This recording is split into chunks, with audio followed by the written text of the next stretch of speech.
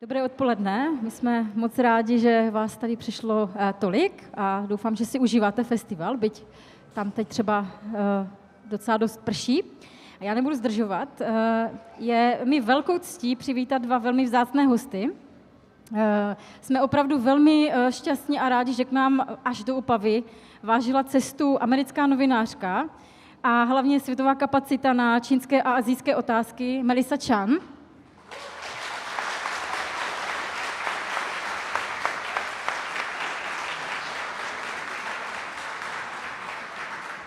A více vám o ní prozradí náš další host, který se ujal moderace. Je jím novinář, reportér, zahraniční zpravodaj CNN, spisovatel a držitel novinářské ceny, novinářské scény je to takový Oscar, jmenuje se Emmy Awards Tomáš Etzler. Tomáš, vítej.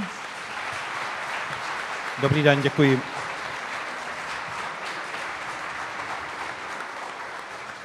A Tomáš tady má knížky, tak potom po přednášce klidně si tady přijďte. A ještě ale musím představit třetího hosta. Je jim bezesporu nejvyšší tlumočník Roman Halík.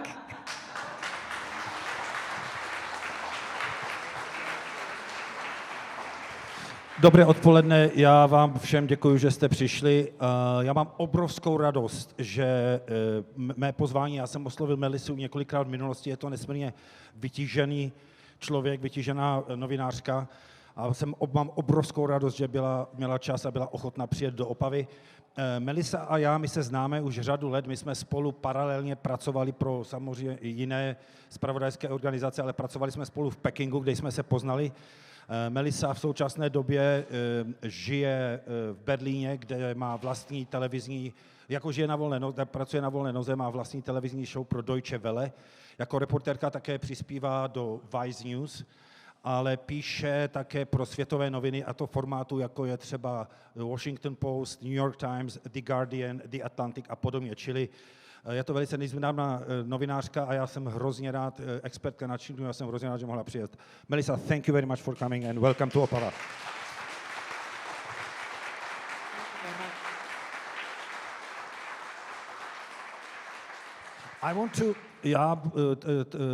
To bude v angličtině, já budu mluvit v angličtině, jako budu si překládat sem otázky. Já napřed chci trošku se zeptat prostě, Melissa, how did you get into journalism? Jak se z tebe stala novinářka? I've ever only been a journalist my entire adult life.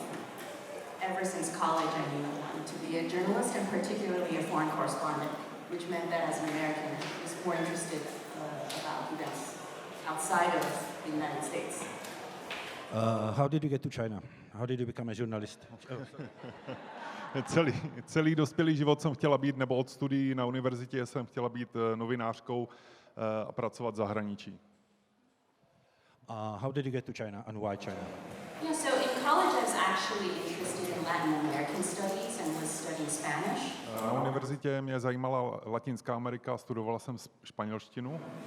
Asia was actually not the priority region. Asie nebyla ten primární region.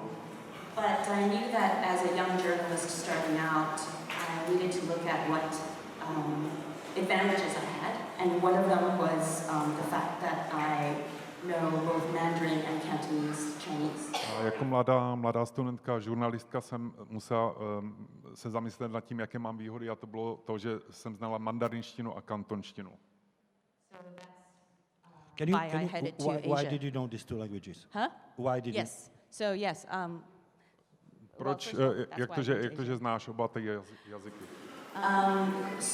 So just a little biography. I was born in Hong Kong when it was still a British colony. So I have never lived or grew up in the People's Republic of China. Narodil jsem se v Hongkongu, takže jsem nikdy nevyrůstal jsem v Číně. And my family immigrated to the United States when I was very young, when I was 3. A moji rodiče emigrovali do státu, když jsem měla 3 roky. There were many reasons for immigrating. Pro emigraci bylo mnoho důvodů. But one reason was that in 1983, my parents were looking at the future of Hong Kong and recognized that Hong Kong would return to the People's Republic of China in 1997. ale v roce 1983 rodiče zjistili, že jeden důvod navíc je to, že v roce 87 bylo plánované připojení Hongkongu zpátky k Číně. 97, pardon. And so they wanted to give me a better future, and that's why we were in the United States. So you can imagine how surprised my father was when, after all his efforts to get me to the United States, after college, I went to Asia and then ended up in Beijing. Takže přestěhovali jsme se do státu, protože rodiče pro mě chtěli mít lepší život, chtěli mi zajistit lepší život a potom si dovedete představit, jak byl táta překvapen, když jsem se vrátila zpátky pracovat do Číny. Tell me, who did you work for in China? How long were you there and what did you do? Pro koho jsi pracoval v Číně, jak dlouho? I started out freelancing in Hong Kong, and then I started doing some freelance work for ABC News America in Beijing. Nejdřív jsem začal jako na volné noze v Hongkongu a potom jsem pracoval v Pekingu pro ABC News. And then I was the staff employed correspondent with Al Jazeera English. A potom jsem začala pracovat jako zaměstnanec pro Al Jazeera English. And that's when we worked in the same building complex. And that's how I got to meet Tomas. A tam jsme pracovali ve stejné budově a tak jsem poznala Tomáše. How long have you been there and how did your tenure or assignment in Beijing ended? Jak dlouho jsi tam pracovala a jak ta práce v Pekingu skončila? I was in Asia for almost a decade. V Asii jsem byla asi 10 let. And in China 5 or 6 years. A v Číně 5 až 6 let. And I left China because I was expelled from the country. I was the first foreign correspondent to be expelled in more than a decade. Opustila jsem Čínu, protože jsem byla vyhoštěná, byla jsem první vyhoštěný zahraniční korespondent v tom desetiletí. Do you know why they did kick you out? Proč tě vyhostili? No. Ne. They must love your reports, I guess. Museli milovat tvoje reportáže. They certainly did not like my reporting. Určitě je neměli rádi. Like many authoritarian countries, the government and officials like to not tell you the reasons why you have committed a crime. Tak jako mnoho autoritářských režimů, i tady mi neřekli, co jsem provedla. So as many people probably here in this room can understand as well. To, co asi mnoho lidí tady v té místnosti, čemu rozumí. If officials don't tell you what you have done wrong, then everyone ends up having to guess and self-modify their behavior.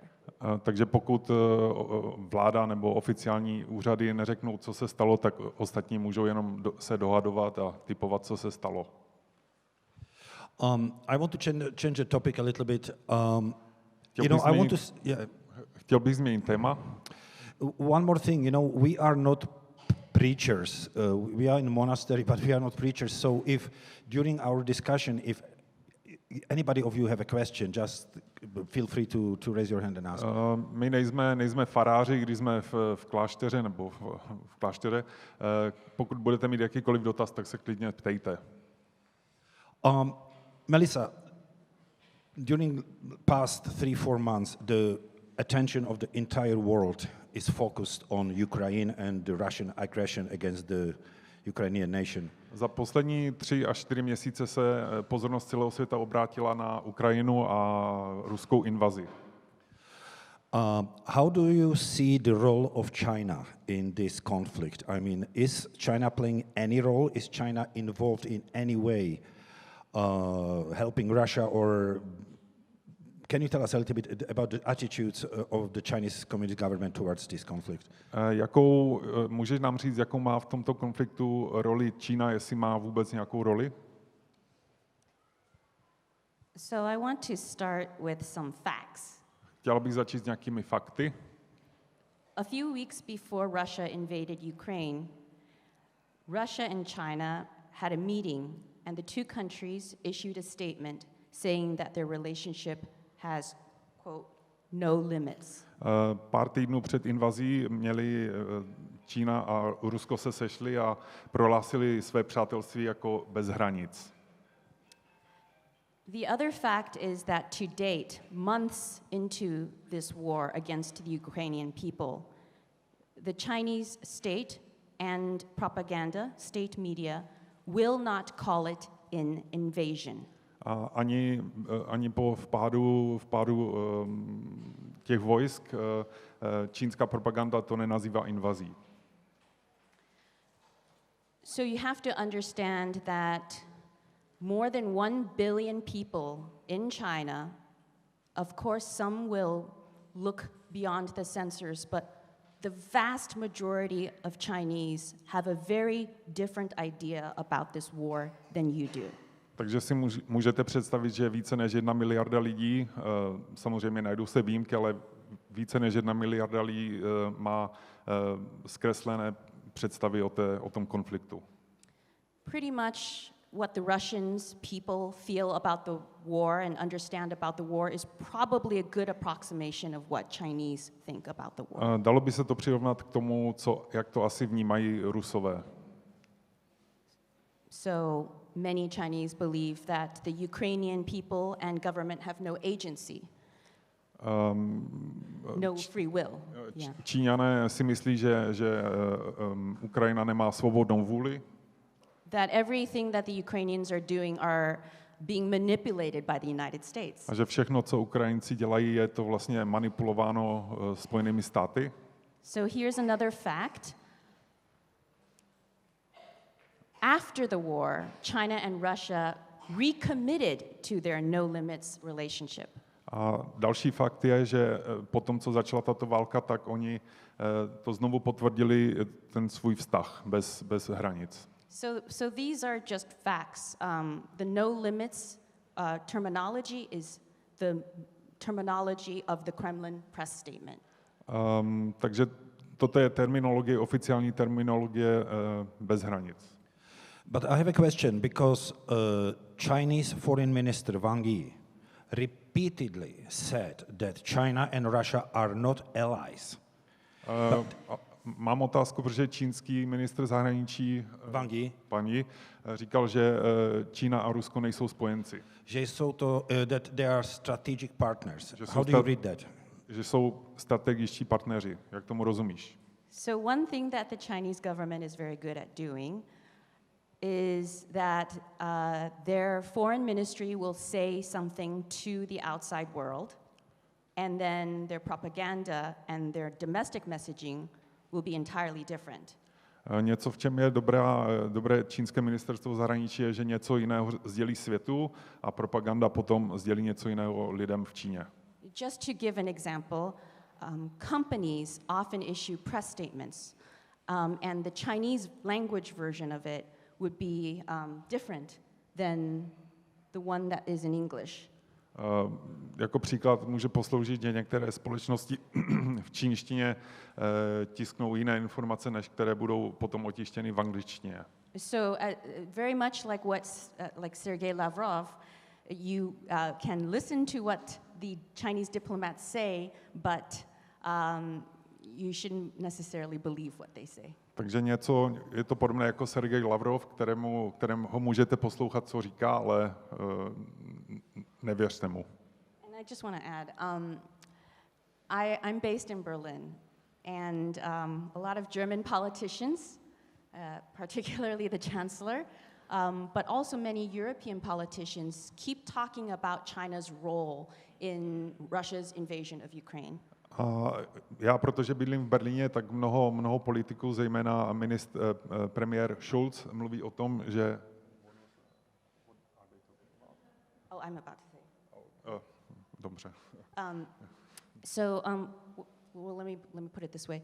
European politicians look at China as they want China to be, not for what China is. Takže mnoho evropských politiků se na Čínu dívá tak, co věří, nebo jak by chtěli věřit, jaká Čína je, ale ne, jaká doopravdy je. So basically what I'm saying is that Chancellor Scholz and politicians like him in Europe have a lot of wishful thinking. To, co chci říct, že Schulz a jiní evropští politici mají, chtějí, aby se jejich přání splnilo. And I kind of understand because Europe is in a desperate situation with Ukraine, and I think they're trying to cling on to any possibility. But the reality is the facts. And the facts is that China and Russia have a relationship that they both say have no limits. A samozřejmě rozumím, že Evropa je v zoufalé situaci kvůli Ukrajině, ale faktem zůstává, že Rusko a Čína mají ten vztah bez hranic. But I cannot imagine that China is very pleased about the war. European Union is the biggest business partner for China, biggest trading partner. Ale neumím si představit, že Číně by se ta válka líbila, protože Evropa je velký obchodní partner pro Čínu. And the European Union is suffering terribly, financially, economically, because of this war, because of the refugee crisis, because of the weapon deliveries and everything. So it's weakening European Union. A Evropská unie trpí kvůli krizi s uprchlíky, krizi finanční. So what do you make out of it? I mean, why they are supporting? What do you think? Why is China supporting Russia? Proč si myslí, že Čína podporuje Rusko, když ví, že tím ty vztahy trpí? I think there are pros and cons to Russia's invasion of Ukraine for China. I agree with you that for many reasons China probably would not. Well, for many reasons, the Chinese are not happy about the war. A myslím si, že na to pro Čínu ta válka má určité plusy i minusy. Jedna část Číny je proti válce. But now that the war has happened, they will take advantage of it. Ale teď, když už ta válka probíhá, tak toho využijí. Number one is Russian oil is now very, very cheap for a China that needs a lot of energy to manufacture to the world. Jeden z těch důvodů je to, že ruská ropa je pro Čínu levná a Čína ji potřebuje pro svůj průmysl. Number two is that the United States and Europe are now completely distracted by this war in Ukraine. And particularly for the Chinese, a distracted United States is good for them. A druhým důvodem je to, že Evropa a Spojené státy se zaměřují na Ukrajinu a zejména pro Čínu je výhodné, když Spojené státy se nesoustředí na Čínu. I want to one more thing about it is do you think there is a role also in that there is some sort of similarities between two regimes, a Chinese regime and Russian regime, and that I assume that China would much rather prefer to have Putin in power in Russia than, for example, Navalny, a democratic leader. Is that a role also, do you think? A myslíš si, že je nějaká spojitost nebo podobnost mezi těmi režimy? Myslíš si, že Čína by uvítala radši mít Putina jako hlavu státu než Navalného? Yeah, the two countries are Leninist-style states. Leninist, like Leninist. Obě tyto země jsou leninistické. And so after I got expelled from Beijing, from China, I actually was sent by my company to Moscow. A když jsem byla vyhoštěna z Pekingu, tak má firma mě poslala do Moskvy. And I just saw a lot of similarities in terms of how the government functioned, how the country functioned, how censorship worked. A tam jsem si všimla, že je tam hodně podobností, jak fungují ty země, jak fungují státy, cenzura. They are definitely ideological cousins. Určitě jsou to jakoby pokrvní bratranci. Ideologičtí, pardon. Yeah. But I also think I talked to you about this earlier. But in the American English, they're kind of like frenemies. Jsou to v americké angličtině frenemies, to znamená přátelé, nepřátelé. Like friends and enemies. So yeah, it's a complex relationship. But what's happening now is with a weakened Russian economy, Putin has essentially made himself a bit of a vassal state to China. Ale tím, že vlastně ekonomika Ruska je oslabená, tak tím se Putin stal vazalem Číně. You mentioned, I want to move to another topic a little bit. You mentioned the destruction of, destruction of United States and European Union. I was reading some opinions that China may take advantage of it, that the whole world is focused now of helping Ukraine and on that terrible crisis there, that China will take advantage of it and will go for a reunification with Taiwan. Do you think that's a threat, that China can take advantage of that situation in Europe and go to Taiwan? Mluvila si o tom, že USA se teďka zaměřuje samozřejmě na Ukrajinu. Myslíš si, že Čína toho může zneužít a může se pokusit o znovu připojení Taiwanu? That's a great question, and my answer has always been, what do you mean when about China invading Taiwan? To je dobrá otázka, ale chci se zeptat, co máš na mysli tím, když řekneš, že Čína si vezme Taiwan. Vojenské military invasion, military force. Vojenská invaze. But even that, there's different kinds of invasion. Ale i tak existuje několik druhů těch invazí. I think when people think of China invading Taiwan, they're thinking of taking over the entire island country.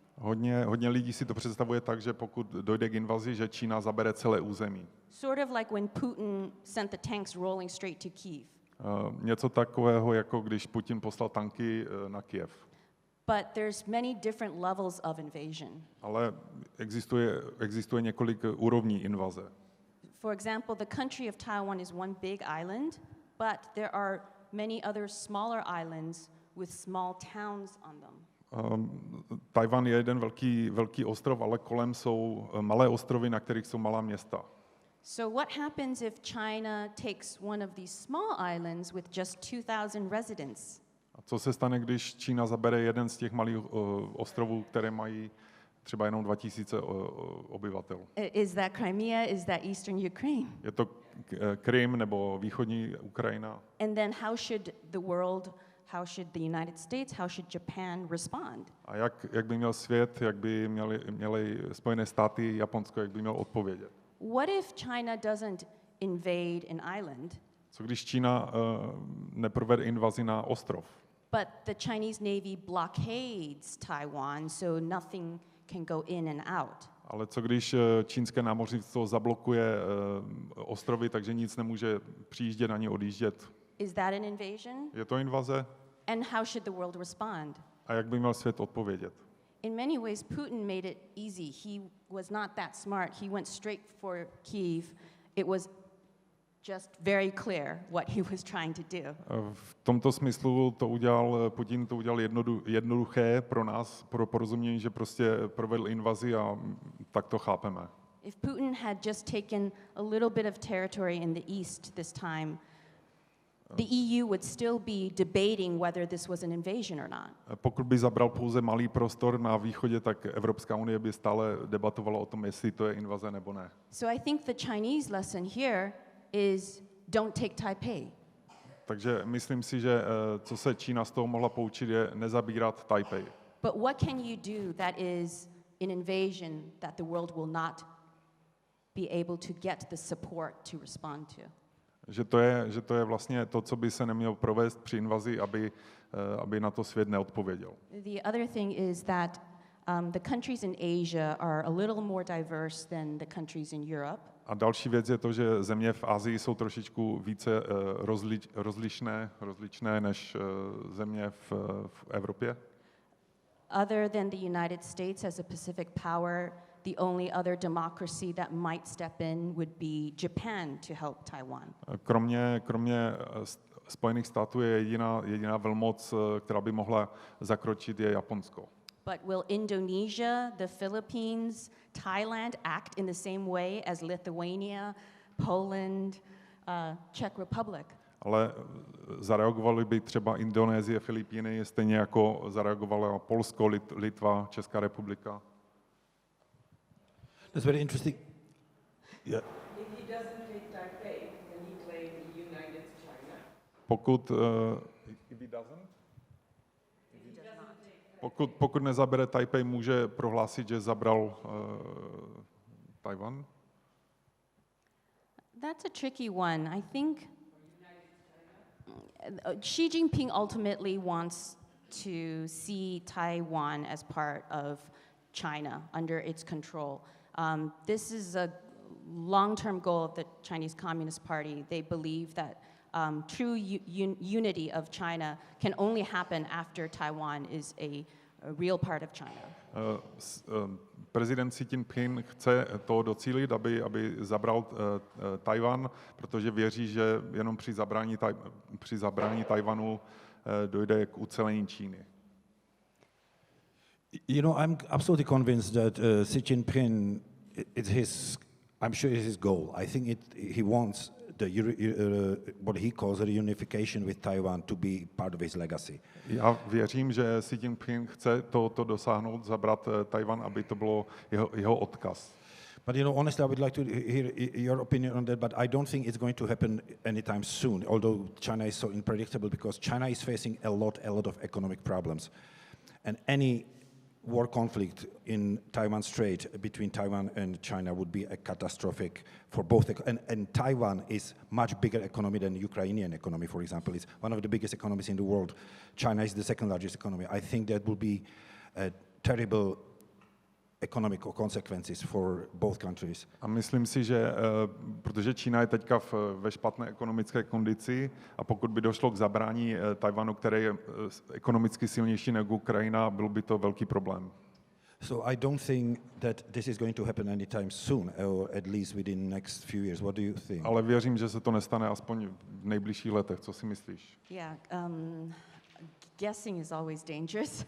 No, hádání je vždycky nebezpečné. But I think at least for the next 5 years, I hope not to see any destabilizing incidents between China and Taiwan. Ale myslím si, že v následujících 5 letech asi nedojde k nějakému destabilizujícímu incidentu. The problem is that the Communist Party and their propaganda has told the people of China that Taiwan needs to be a part of China. So this has to happen one day. Problém je v tom, že čínská propaganda řekla lidu, že Tchaj musí být součástí Číny, takže jednoho dne se to pravděpodobně stane.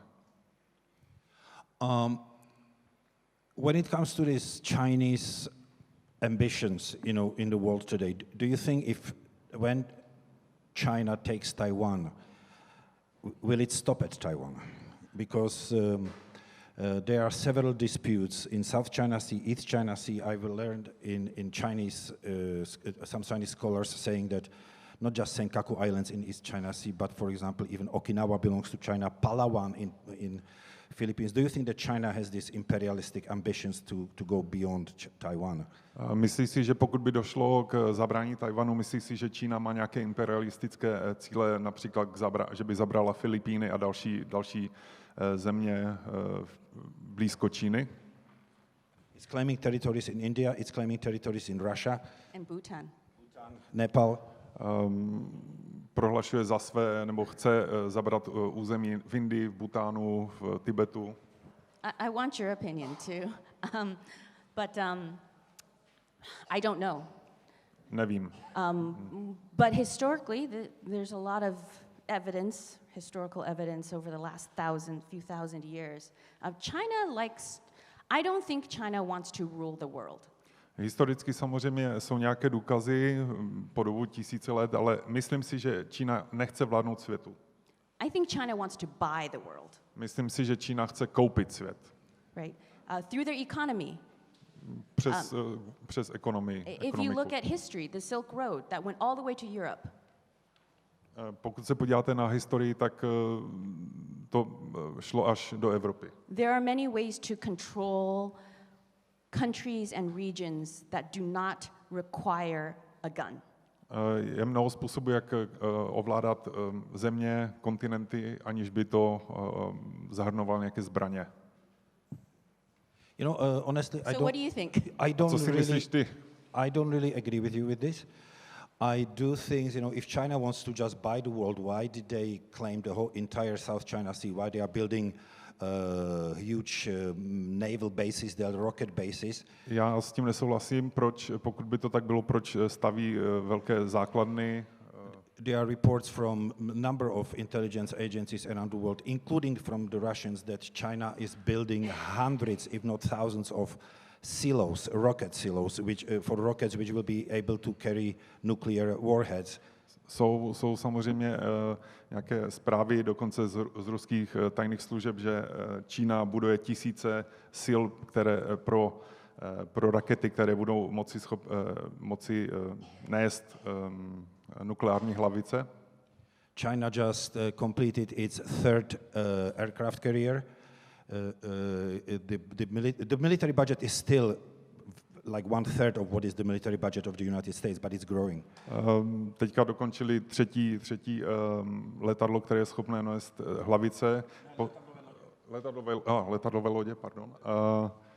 Je to sice pořád v porovnání s USA rozpočet je nižší, ale roste. And you know, if you look throughout the communism history, I think be it Soviet Union, now be it China, I think their ambition is to dominate the world. They want that red flag to fly in every capital around the world. Ale pokud se podíváš na komunistickou historii, ať už to byl Sovětský svaz, Čína, tak oni chcou, aby všude vlála ta červená vlajka.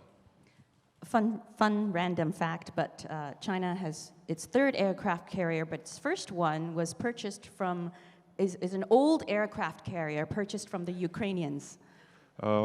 Takový zábavný fakt je, že má sice třetí letadlovou loď, ale první byla koupena od Ukrajinců, stará teda. Já to řeknu, I will say it in Czech, to byla strašná sranda, jo, protože oni tu první letadlovou loď koupili od Ukrajiny, ale nekoupila to vláda, oni zaúkolovali nějakého čínského miliardáře, který koupil od Ukrajiny loď, která se jmenovala Variag, a s tím, že to kupuje, aby z toho udělal kasino. They ask some Chinese billionaire to buy it, that they will build, claiming that he's going to turn it into casino. Yeah, so that was the first. To byla jejich první jako letadlová loď.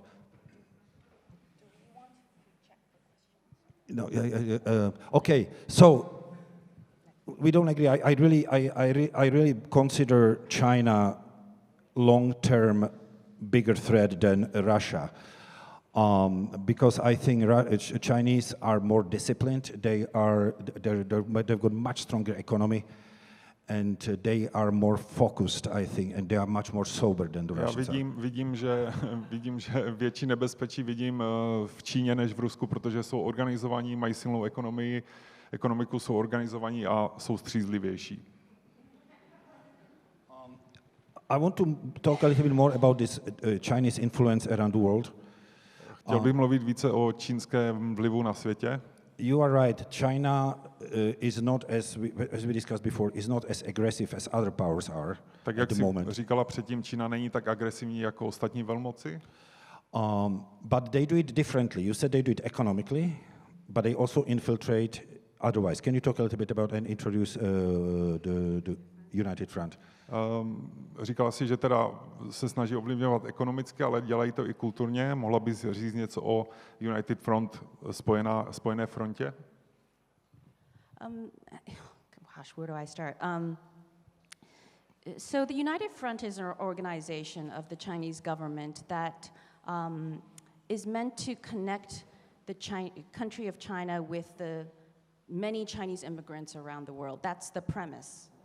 Takže Spojená fronta je vládní organizace, která by měla, nebo jejím cílem je spojit lidi po celém světě.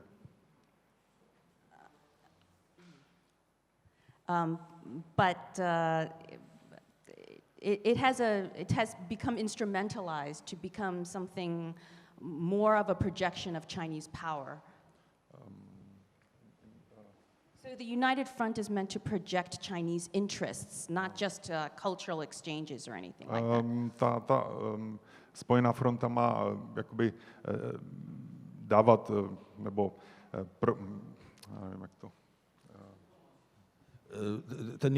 ta spojenecká fronta má za úkol v podstatě šířit myšlenky, ideologii komunistické strany a záměry komunistické strany po celém světě. Děkuji. Let me give an example of what a United Front activity would be. I'm from Los Angeles. I grew up there. There's a lot of Chinese language papers created by the Chinese immigrant community in California. Dám vám příklad. Já bydlím v Los Angeles, je tam strašně hodně čínských komunit, které vydávají vlastní noviny v angličtině. So we would go to and buy a newspaper and pay some money to get a Chinese language newspaper. Takže my platíme za to, abychom měli čínské noviny. At some point in the 1990s, we started noticing at the newsstand other Chinese language newspapers. A v 90. letech jsme si začali všímat v novinových stáncích jiné čínské noviny. And they were free. A byly zdarma. So that means a lot of people just took this paper and didn't buy the paper they had to spend money on. A to znamená, že hodně lidí si vzali ty noviny, které byly zdarma, aby nemuseli platit.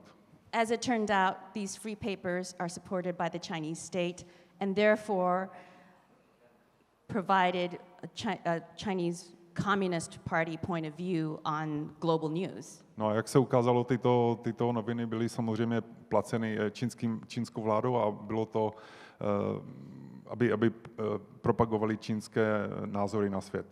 So this is personal to me. To je pro mě osobní. Because you have a situation where Chinese immigrants came to the United States to become American citizens. Protože to byla situace, kdy čínští lidé utekli do Spojených států, aby se stali Američany. And the Chinese state was trying to push the propaganda even beyond China's borders. A čínský stát se snažil protlačit tu propagandu dokonce za hranice Číny. So that's one example of the United Front, but more commonly, many of you might have read something about the Confucius Institutes. To je takový typický příklad. Možná, že jste četli o Konfuciových institutech. Máme jeden v Olomouci. So this institute is, imagine you are a university in Europe. Představte si, že jste na univerzitě v Evropě. You would love to open a Chinese language department. Chtěl byste otevřít fakultu čínštiny. But you don't have the money. Ale nemáte peníze. And the Confucius Institute comes and offers professors. They will pay the salaries. They will pay for all the resources. A Confucius Institut vám nabídne, že bude to financovat, nabídne vám profesory a zdroje. And it's great because the university wants to give their students an opportunity to learn Chinese, which is a very important language. A to je super, protože univerzita chce svým studentům dát možnost, aby se naučili čínštinu, protože to je důležitý jazyk. But the money is from the Chinese state ultimately through the United Front. Ale peníze pochází od čínské vlády přes spojenou frontu. So this means that when you learn Chinese, maybe during a geography lesson, there's a map of the world and you're learning the names of the countries in Chinese. Takže je možné, že když se například učíte zeměpis, tak vidíte mapu, kde jsou názvy v čínštině. And Taiwan is a part of China on that map. A Tchaj je součástí Číny na té mapě. So this is another example of the Chinese government point of view in a European university, being taught to European students and international students. A to je další úhel pohledu Číny, která se snaží tento názor protlačit na evropské univerzity, aby tak to bylo chápáno. I'd love your thoughts on the United Front. There's many absolutely. things they do. You know, the United Front, there is no coincidence. President Xi Jinping several times a year during his speeches is talking about United Front about magic Chinese weapon. Xi Jinping, prezident, mluví často o tom, že ta fronta je tajná zbraň, magická zbraň. The people who are yes. Já mám otázku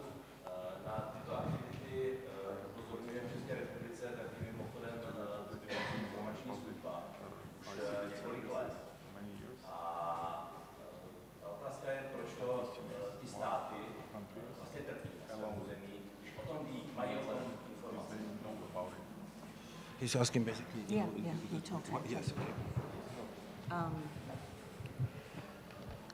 A lot of governments were very slow to realize what the Confucius Institutes were doing. Hodně vlád trvalo jim to, než jim došlo, co ten institut vlastně provádí. The message of mutual understanding, cultural understanding, and learning a new language are positive ideas. Jakoby ta myšlenka učit se spolupráce jazyku je pozitivní nápad. Also, it sounds a little crazy. Don't I sound a little paranoid? A taky zní to trošku šíleně, nezním paranoidně. So for a long time, people who saw this and were worried and concerned did not get the ears of the politicians. A takže dlouhou dobu lidi, kteří se toho obávali, nedostali tu odezvu od politiků. Let's go back to the European politicians like Chancellor Scholz. To nás dostává zpátky k německému kancléři Schulzovi. He was mayor of Hamburg, Byl starosta Hamburgu, a major port where Chinese goods would stop at. velké přístaviště, kde putuje čínské zboží. Germany is doing business with China, and Germans are benefiting financially from it. A Německo obchoduje s Čínou a Němci finančně na tom získávají. Do you really want to pay attention to something called the United Front and Confucius Institutes?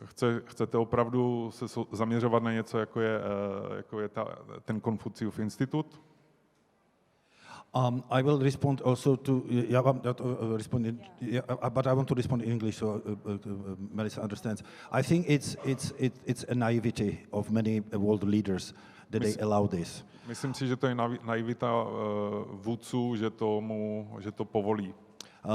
Because it's not just these Confucius Institutes. I mean, the members of United Front, they infiltrate everything. They infiltrate universities. They infiltrate research centers. They infiltrate politics, British Parliament. They are everywhere. Není to jenom otázka těch institutů, infiltrují parlamenty, infiltrují ústavy, univerzity a tak dále. Jsou všude. And but I think that as Melissa says, that the world is slowly awakening to this. Ale jak říkala Melissa, svět si to pomalu uvědomuje. Many Confucius Institutes, for example, in Europe, in Denmark, I believe, in Holland, in Canada, in United States, are being shut down, are being closed by the government. Mnoho těch institutů po Evropě, po celém světě se zavírá. And I think I think that the last 2-3 years were extremely important. I think for the world to realize what China and what Chinese government really is. I mean, poslední let byl opravdu důležitých pro to, aby si svět uvědomil, co je Čína a co dělá čínská vláda. Here's a personal story about the United Front. Yes. A tady mám osobní historku o Spojené frontě. I was still based in Beijing as a reporter. Ještě jsem pracovala jako reportérka v Pekingu. And I had lunch with somebody who did not tell me they were from the United Front. A měla jsem oběd s někým, kdo mi neřekl, že je ze Spojené fronty. But it was a weird lunch. Ale byl to zvláštní oběd. It's like a little bit like a movie where I didn't quite. It's impossible for me to provide proof. Bylo to trošku jako ve filmu, bylo to pro mě těžké to nějak dokázat. But my feeling was that this person was representing the Chinese government to try to feel me out.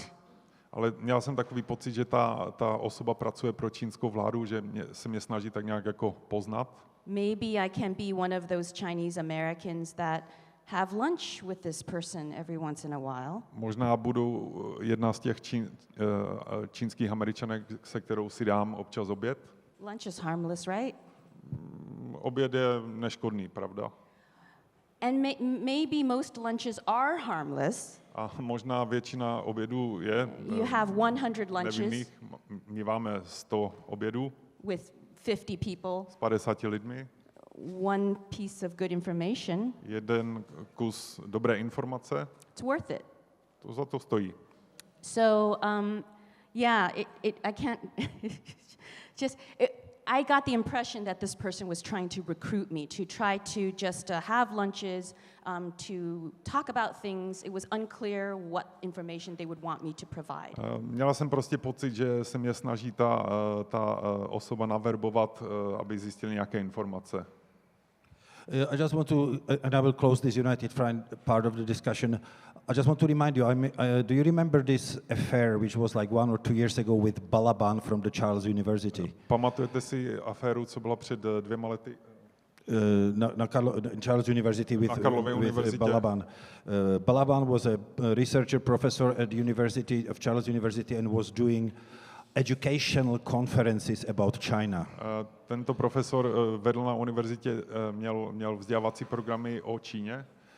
However, he failed to mention that he is paid by the Chinese government. Avšak zapomněl zmínit, že je placen čínskou vládou. Rektor Zima knew about it. Was also paid by the Chinese embassy. A rektor Zima o tom věděl a taky byl placen čínskou ambasádou. This is work of United Front. Toto je práce Spojené fronty.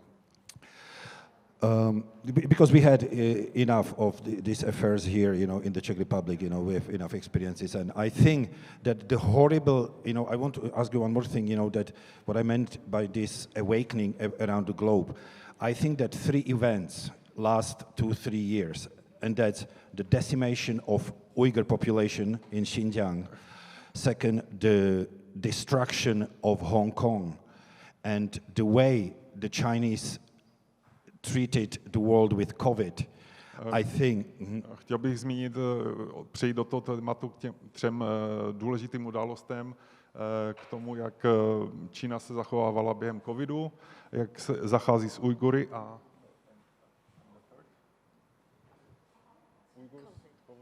Hong Kong. And Hong Kong. I think that these 3 events.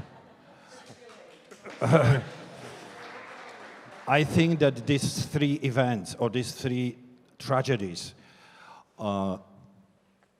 help to the world to understand that there was a huge awakening in the world about who are we dealing with. Do you think so? A myslím si, že tady ty 3 důležité tragédie nebo události pomohly světu si uvědomit, s kým máme co dočinění. Souhlasíš? I'm going to be provocative. Budu provokovat. And I will add that Trump Dodám, že i Trump změnil world views on China. Světový pohled na Čínu. I did not vote for him. Nehlasovala jsem pro něj. I think he's terrible for American democracy. Myslím si, že je hrozný pro americkou demokracii. But he was right on target about China. Ale s Čínou se opravdu trefil. But I'm saying the same thing. I absolutely agree. Souhlasím s tebou. Yes, I absolutely hate that person, but Nesnáším toho člověka. But I think he got China right.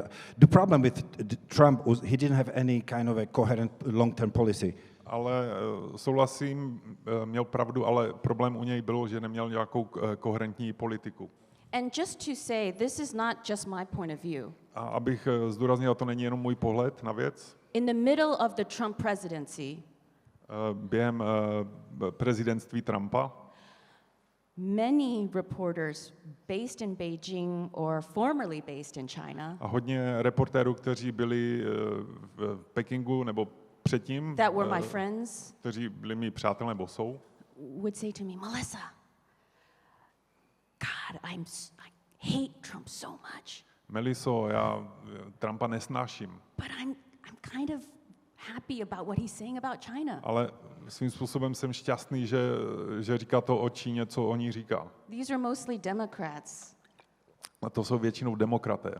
But I think that if you are a journalist who have reported on China up close and experienced this authoritarian state that is far more effective than Russia, then you understand the threats. A ty jako novinář, který si pracoval v Číně, rozumíš tomu, že ten systém je více infekční než Rusko. China and Russia are both authoritarian states, but they operate at different levels. Čína a Rusko jsou oba autoritářské státy, ale pracují na jiných úrovních. Do you remember when Facebook, Twitter, Instagram was blocked in Russia earlier this year? Pamatujete si, jak Facebook, Twitter a Instagram byl zablokován v Rusku letos? China did that 10 years ago. Čína to provedla před 2 lety. Před 10 lety. and China has a better artificial intelligence and video surveillance system. Čína má lepší umělou inteligenci a lepší dohlížecí systém. When Navalny asks Russians to protest, some of them did go out into the streets and protest. Když Navalny vyzval některé Rusy, aby protestovali, někteří šli. In major cities across Russia, ve velkých městech v Rusku. That can't happen in China. To se v Číně nestane. I absolutely agree. I remember, when I left Hong Kong in 2017, Souhlasím, když jsem opustil Hongkong v roce 2010. I was sent by CNN to Moscow for 2 months. Byl jsem poslán CNN do Moskvy na 2 měsíce. And I was filming massive Navalny demonstrations. A natáčel jsem obrovské demonstrace Navalného. I was filming the fully equipped riot police. Natáčel jsem plně vybavenou zásahovou jednotku. And they let me do it. A oni mě nechali. I felt I'm in paradise after China. Cítil jsem se jako v ráji po Číně. Because as Melissa said, that would be absolutely impossible in China. Impossible. Tak jak říkala Melissa, v Číně by to nebylo nemožné. Here's the thing. Here's another difference between China and Russia. Tady je další rozdíl mezi Čínou a Ruskem. Putin is a thug. Putin je rváč. The Russian state acts like a mafia. Ruský stát se chová jako mafie. They murder people with polonium. Vraždí lidi poloniem. They push people out of windows mysteriously. Žduchají lidi s záhadným způsobem z oken. They massacre people in Bucha. Masakrují lidi v Buči. The Chinese state does not murder in this way. Čínský stát takto nevraždí. But that doesn't mean they don't murder. Ale to neznamená, že nevraždí. They just don't murder like a mafia. Oni prostě nevraždí jako mafie. And because of that, there is a perception internationally that China is a responsible state player. A proto se zdá, že mezinárodně, že Čína je zodpovědný mezinárodní hráč. But it is not. Ale není. There is another question. Yeah.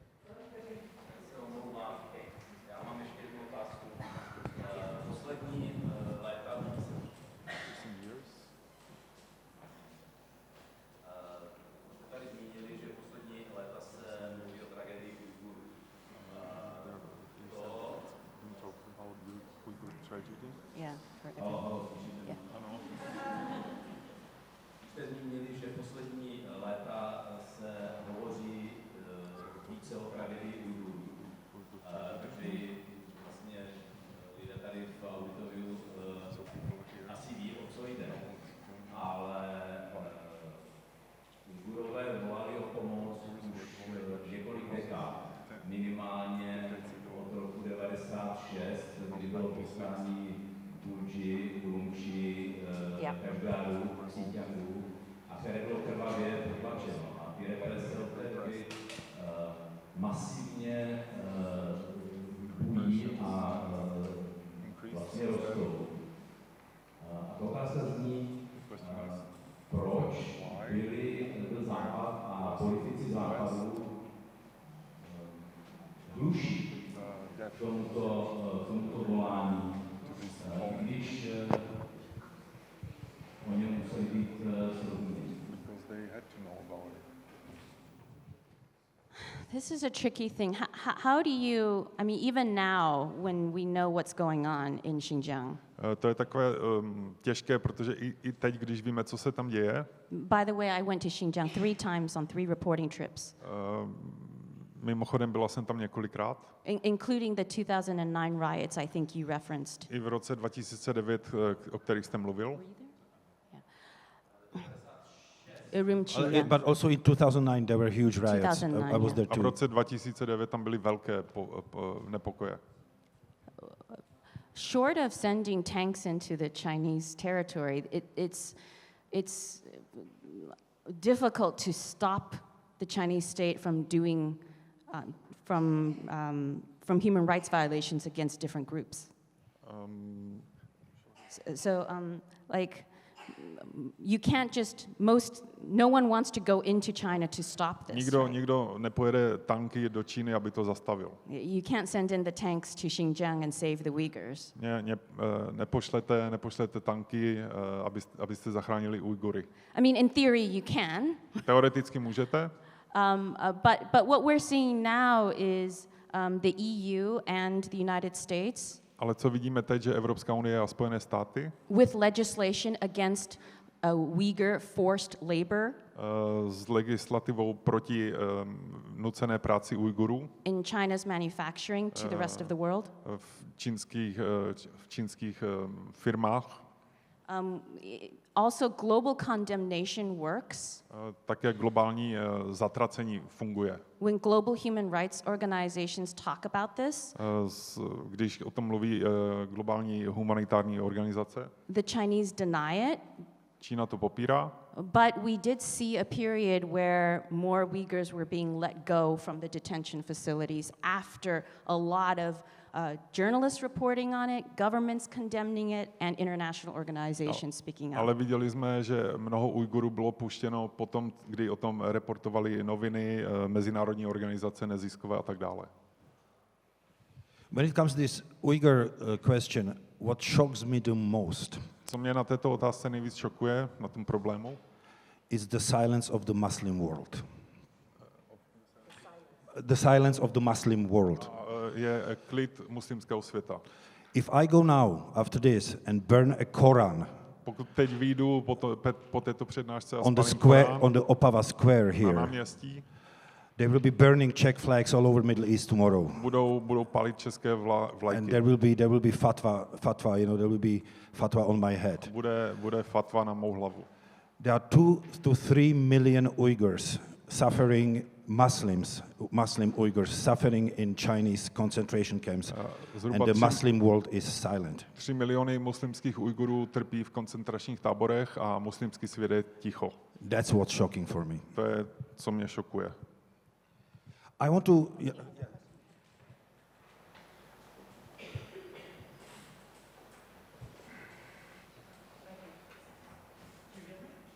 Turn it up, I think. So okay, go ahead. According to American journalist Yeah. China is on its way in the long run to a liberal democracy. Dle novinářů se Čína směřuje k demokracii. So, what do you think? Is there a way that China will get there eventually? Co si o tom myslíte? Dojde do toho bodu Čína? Or will we stay in a status quo? Nebo zůstane status quo? A teď to funguje. The Chinese are attacking. Čína na nás útočí. Made in China. Vyrobeno v Číně. History is always changing. Dějiny se vždycky mění. If you look at the 70% of people in Hong Kong who protested for democracy, Pokud se podíváte na 70% lidí, kteří protestovali za demokracii v Hongkongu, if you look at the 24 million people of Taiwan that live in a democracy, pokud se podíváte na 24 milionů lidí, kteří žijí v Tajvanu v demokracii, I believe it is possible for ethnic Chinese to want democracy. myslím si, že pro etnické Číňany je to možné, aby měli demokracii. I don't think it will happen in my lifetime. Myslím si, že se to nestane za mého života. If you look at Chinese history, the Chinese Communist Party is like a Chinese dynasty. Pokud se podíváte na historii Číny, čínská komunistická strana nebo komunismus je jako dynastie. I think dynasties average about 300 years. A myslím si, že dynastie trvají zhruba 300 let. So Chinese democracy will happen after I'm long dead. Čínská demokracie přijde, ale dlouho po mé smrti. Okay, we discussed that with Melissa before, and I don't agree with her at all. Mluvili jsme o tom s Melisou předtím a já s tím nesouhlasím. You know, China, and I want to ask you, China, I think, is the only country in the world which spent more money on domestic security than on defense budget. Myslím si, že Čína je jediná země na světě, která utrácí více peněz za domácí bezpečnost než armádu. We are talking billions of dollars more. Mluvíme o miliardách dolarů více. To me, it shows how fearful the Communist Party is of its own people. Don't you think so? Mi to ukazuje, to je pro mě znamení, jak moc se komunistický systém bojí. That whole surveillance system of the cameras, the whole social credit system. Celý sledovací systém, celý systém sociálních kreditů. Of course, are tools for population control, but to me, it is also betraying the fear of Communist Party. Don't you think so? Jsou to samozřejmě nástroje, jak ovládat populaci. Good points, but Souhlasím, ale the Chinese people endured Mao Zedong and the Cultural Revolution. čínský lid zažil Mao Zedong. Mao Zedong. The founder of Mao Chinese Zedong. communism, yeah. Sorry. Yeah. Sorry. Yeah, long, lot of translation. Sorry. Yeah. So the Chinese people endured Mao Zedong, they endured the Cultural Revolution. Čínský lid zažil Mao Zedonga, kulturní revoluci. They endured a great famine Zažili velký čínský hladomor. in the 50s that killed 35 million people by conservative estimates. Který v 50. letech zabil 30 milionů lidí podle mírných odhadů. They did not revolt. A nevzbouřili se. So this is where I do push back because I don't know why, but they have not revolted when their family members died Ale from já famine. nevím, proč se nevzbouřili, když umírali členové jejich rodin. What makes us think that these middle class people now will throw up and throw over the Communist Party? Proč si teď myslíme, že střední třída bude teďka protestovat a skončí komunismus? Because I think they are much more educated than they were the Chinese Protože si myslím, že jsou lépe in the vzdělaní 50s. než v 50. letech. We discussed that, when we were driving here today from Prague. Dneska jsme o tom mluvili, když jsme tady jeli z Prahy. Pretty much none of our Chinese friends stayed in China. What I mean? They all run away. Nikdo z našich čínských přátel nezůstal v Číně, všichni utekli. There is, I traveled throughout, as you did, throughout the entire, China. I visited all the provinces. There is huge tension in the Chinese countryside. Navštívil jsem všechny regiony Číny, je tam velké napětí na venkově. And people have today much better access to information in China, although it's censored, but they are smart. Chinese are very smart people. They can get around this censorship and they get information. A lidé se dostanou k informacím, i když tam je cenzura, ale chytří lidé se dostanou k těm informacím. So I really think that there are much better environment in China now for overthrowing the regime than it was in the 50s. Takže si myslím, že teďka je lepší situace pro Číňany, aby svrhli režim než v 50. letech. Again, it's hard to predict, but I would also point out that those who can leave do. And so you're also seeing the intelligentsia brain drain. The very people that would protest and push back are leaving the country instead of fighting. Je to těžké jako předpovědět, ale vidíme, že samozřejmě dochází k odlivu mozku a lidé, kteří by bojovali, tak utíkají z Číny.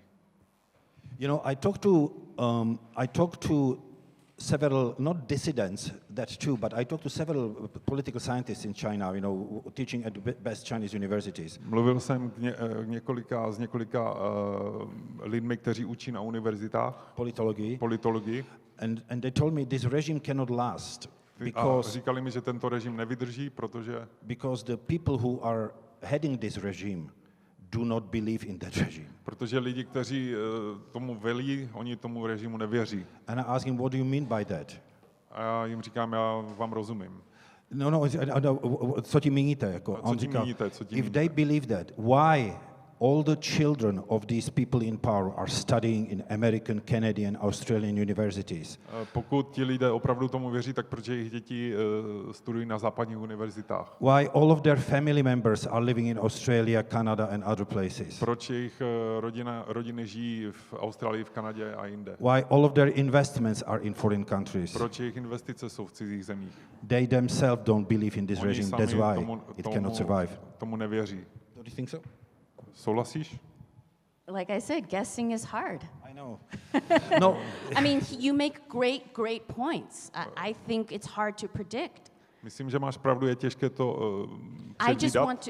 I just think that for decades people have predicted the fall of the Chinese Communist Party and it hasn't happened. Myslím si, že po desetiletí lidé předpovídají pád režimu a stále se to nestalo. So as the person who looks at the glass half empty, A já jako člověk, který se dívá na sklenici, která je z poloviny prázdná, I want to point out the reasons why the Chinese would not revolt against chtěla their bych government. zdůraznit ty body nebo ty důvody, proč Číňané nebudou se zbouřit. But everything you say is extremely valid. Ale to, co říkáš, má hodnotu. You know, I also want to add one more thing what Melissa was saying. You know, I agree with that. You know, I used to know a lawyer, Chinese lawyer.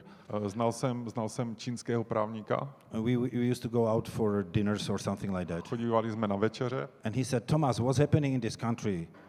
It's not the invention of the communists. To, co se děje v této zemi, to není výmysl nebo vynález komunismu. China for millennia has been a society of slaves and slave owners. Čína byla po tisíciletí zemí otrokářů a otroků. The communists, however, became the most efficient slave owners in the history of China. Ale komunisti se stali nejefektivnějšími otrokáři. So you are right. I mean, normal Chinese people, they know how to suffer. Máš pravdu, běžní Číňané vědí, jaké to je trpět. But I think even the Chinese suffering has its limits. And yes, we go out tonight for dinner. I will bet Melissa. Ale myslím, že i jejich utrpení má nějaké limity. Okay. You know, that was that lady asking.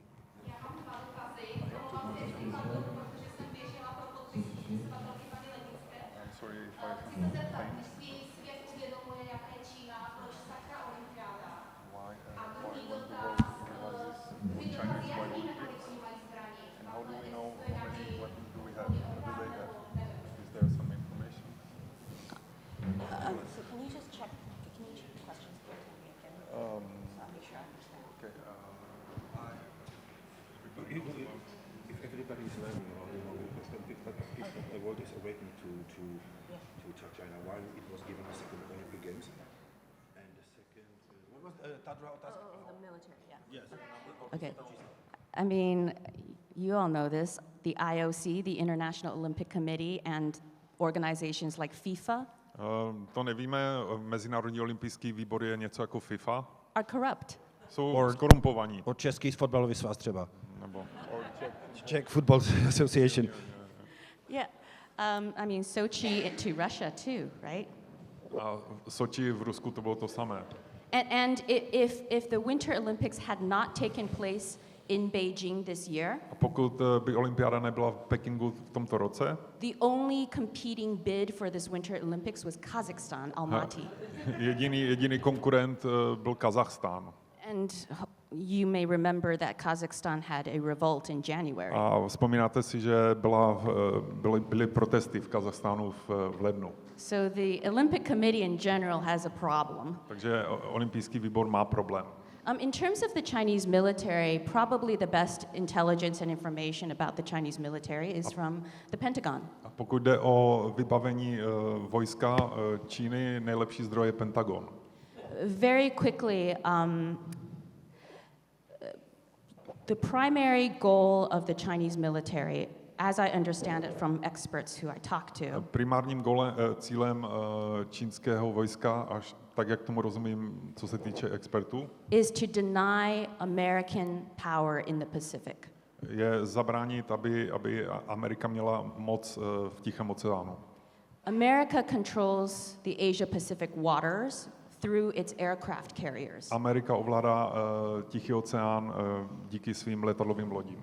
So a big goal of the Chinese military has been to develop missiles that can destroy an aircraft carrier. Takže velkým cílem čínského vojska bylo vyvinout střely, které zničí tyto letadlové lodě. It is, I won't go into the details, but there are a lot of physics and space satellites. Nebudu zacházet do detailů, ale je v tom hodně fyziky, satelitů. And other considerations involved. So the Chinese, it's unclear whether the Chinese have this capability. Ale je nejasné, jestli Čína má tyto schopnosti. But they do have a couple of missiles that the Americans and the British and others, Japan, are very worried about. Ale mají několik raket, kterých se Spojené státy, Amerika a Japonsko bojí. So there is a situation where the Chinese military has the capability to attack the U.S. Military site in Guam. Takže je možnost, že Čína má schopnosti zaútočit na vojsko Spojených států v Guamu. And to also destroy 2 or 3 or 4 American aircraft carriers in the Pacific. Má schopnosti zničit 3 nebo 4 letadlové lodě v Tichém oceánu americké. Once that happens, it's kind of game over. Jakmile se to stane, to je konec, game over.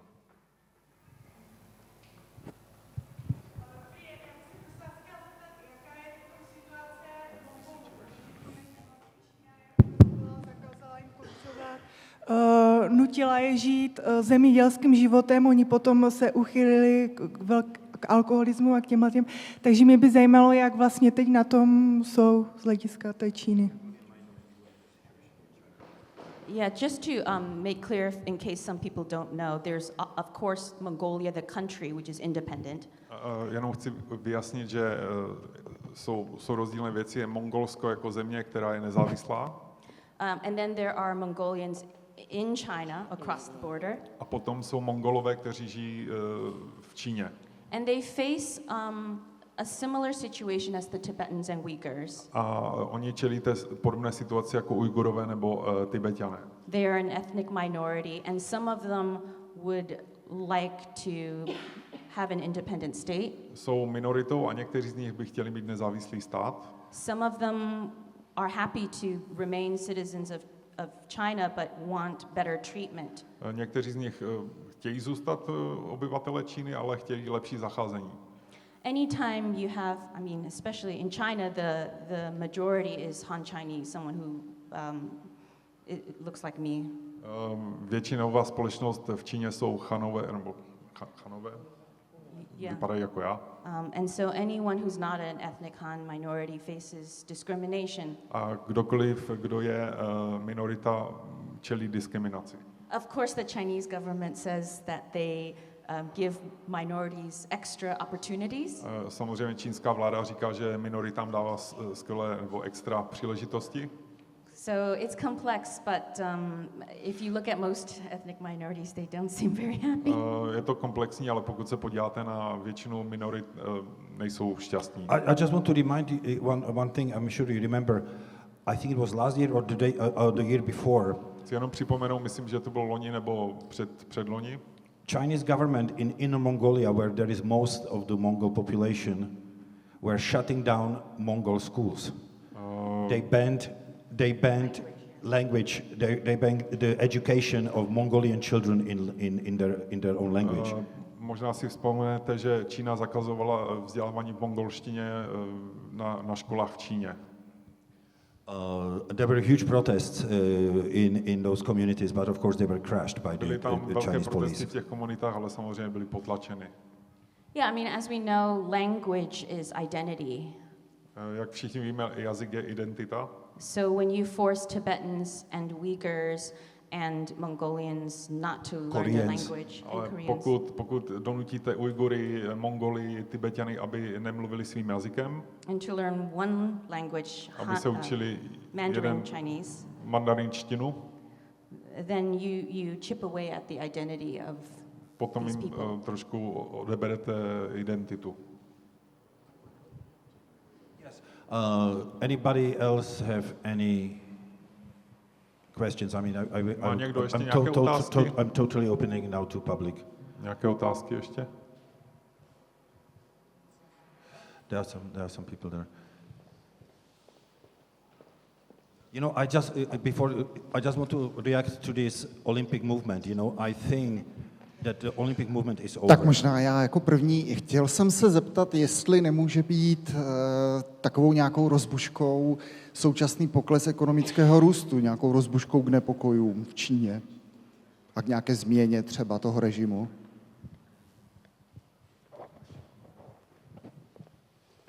Can you repeat the question? Was it takhle? Rozumím tomu dobře, že se ptáte, jestli to zpomalení ekonomického růstu? Ano. If the economic slowdown in China can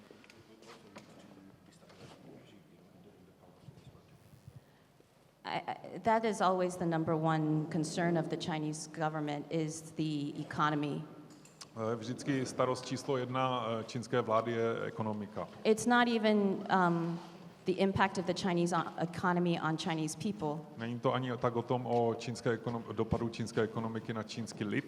But we are seeing what happens when Chinese manufacturing is not exporting to the rest of the world. Ale vidíme, co se děje, když čínský průmysl neexportuje do světa. And the impact on the global supply chains even in Europe. A vidíme, jaký to má dopad na dodavatelský řetězec i v Evropě. But the last time Chinese really revolted was in Tiananmen Square in 1989. Ale naposledy, kdy se Číňané vzbouřili, bylo na náměstí Tiananmen v roce 89. And the economic circumstances were hyperinflation. A ekonomické podmínky byla hyperinflace. So the Chinese government is always concerned about the health of the domestic economy. Takže Čína vždycky se zabývá zdravím domácí ekonomiky. Going back to what Tomas was saying. A tím se vracím k tomu, co říkal Tomáš. The economy is key. Že ekonomika je klíč. For the Chinese Communist Party to maintain stability and control. Pro komunistickou stranu Číny, aby si udržela stabilitu a ovládání. Moc. Tam byl ještě a tam je někdo.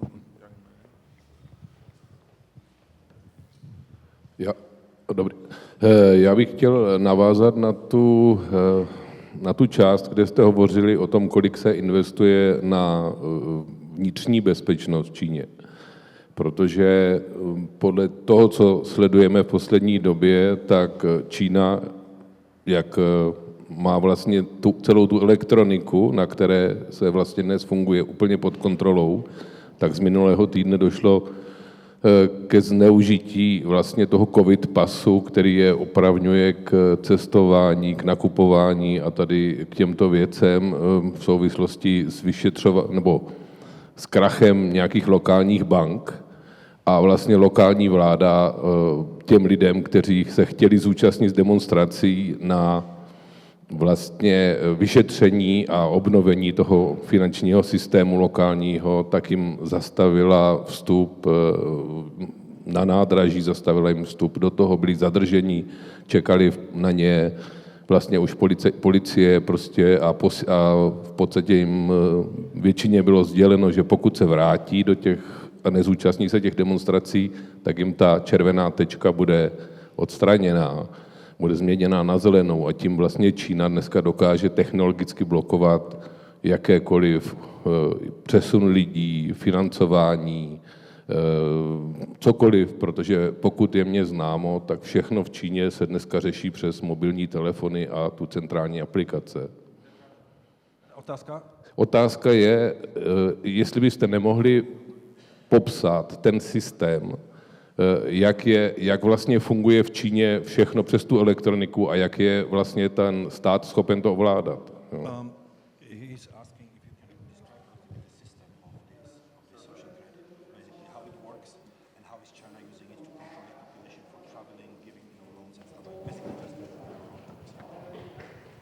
So the social credit system in China is fairly new. Takže ten systém sociálního kreditu v Číně je celkem nový. And even though China is an authoritarian state, a i když Čína je autoritářský stát, The social credit system is enforced at a county level or sometimes city level.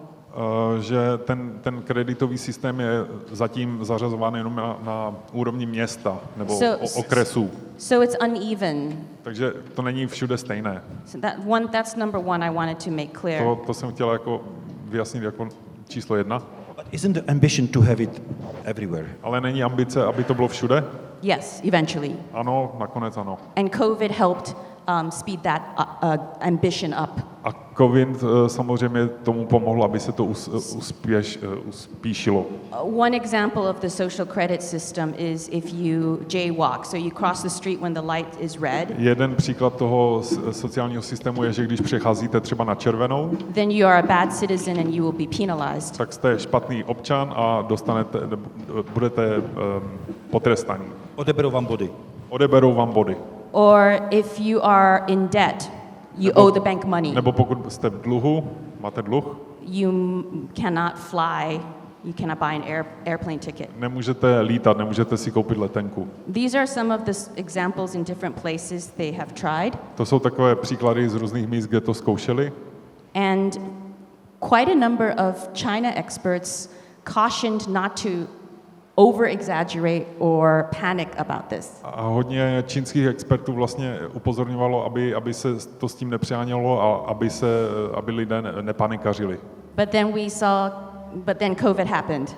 Ale pak přišel COVID. And everyone's phone became something that could control them.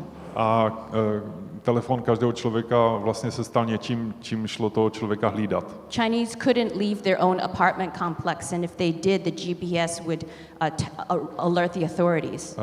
Číňané nemohli odejít ze svých domovů a pokud odešli, tak GPS upozornil úřady. So this is a way of technology, advanced technology combined with authoritarianism that China is so good at. Takže to je příklad toho, v čem je Čína dobrá, že zkombinuje vyspělou technologii s autoritářstvím. So we still don't quite know where it will end up, but it's a process right now and it's happening and it's real. Takže pořád nevíme, kam až to půjde, ale děje se to a je to pravda. Just in general philosophically, všeobecně filozoficky, technologists talk about two kinds of surveillance. Technologové mluví o dvou druzích dohledu, sledování. They talk about authoritarian surveillance like China and Russia. Mluví o sledování autoritářském, jako je třeba Čína a Rusko. But they also talk about surveillance capitalism. Ale také mluví o dohlížení kapitalistickém. So for example, how many of you are addicted to Facebook? Kolik z vás je závislých na Facebooku? If you lost your phone, how would you feel? Kdybyste ztratili telefon, jak byste se cítili? And we know, newspapers talk about how social media is influencing how we think and how we feel. A víme, že i mluví o tom média, že sociální média ovlivňují, jak se cítíme, jak myslíme. So in China, I think there's a little bit of it has the authoritarian surveillance plus they also have TikTok, they have their social media, so it's two layers of this surveillance. Takže ale v Číně vlastně jsou dva druhy, mají ten autoritářský systém, ale i ten kapitalistický systém dohledu. I mean, Tomas, you tell me, but I know that my people I know in China are afraid to communicate with me on my phone, even if I'm using encrypted messaging service. Tomáši, ty mi řekneš, že lidé, s kterými komunikuju z Číny, tak se bojí používat zprávy, i když jsou zakodované. Absolutely. For example, maybe some of you know that I made a film about China called Nebe, Heaven. Určitě víte, já jsem dokončil film, který se nazývá Nebe.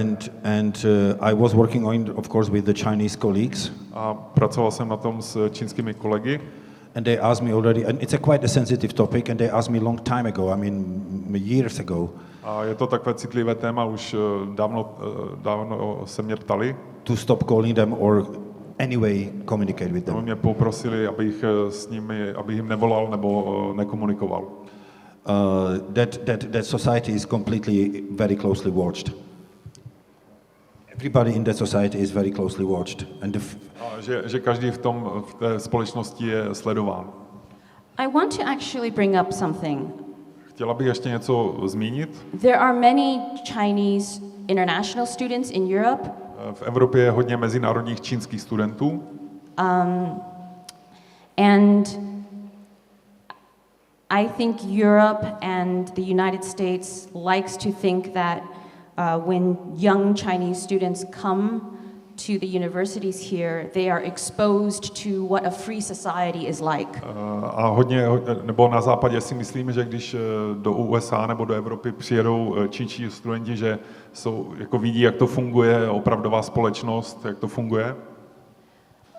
But what we're seeing instead is the opposite sometimes. Ale co se děje někdy, je, že děje se pravý opak. We're seeing some of the authoritarian thinking brought into universities in the EU and the US. Že někdy vlastně jakoby přinášeno to autoritářské myšlení na univerzity v USA nebo v Evropě.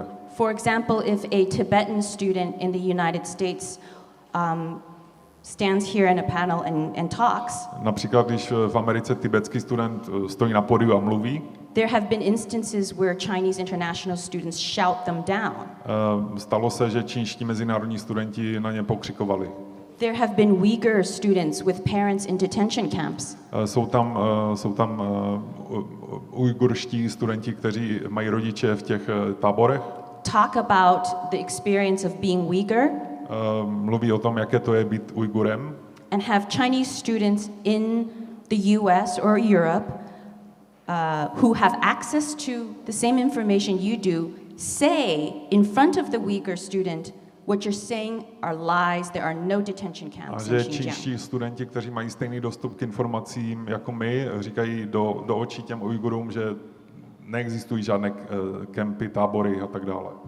And I think one of the reasons for this is because of the extreme level of surveillance and propaganda, especially through digital means that the Chinese state can do now. A jeden z důvodů si myslím, proč se to tak děje, je ten způsob sledování a propagandy,